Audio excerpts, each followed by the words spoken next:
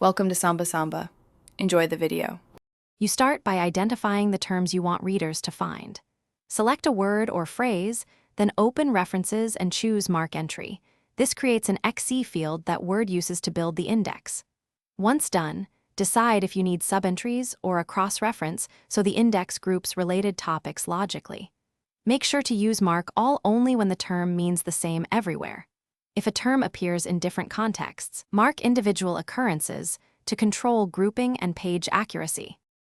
Next, place your cursor where the index belongs, usually on its own page at the end. Go to References and click Insert Index.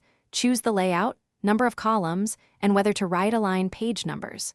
You can preview options, use indented or run-in formats depending on space.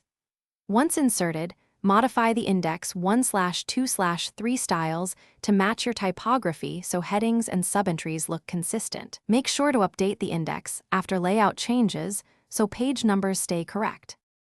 To finish, update the index every time you change content. Right-click it and pick Update Field or press F9 so page numbers refresh. You should review entries visually and reveal field codes to spot mistagged XE fields. Fixing tags or removing accidental entries prevents duplicates.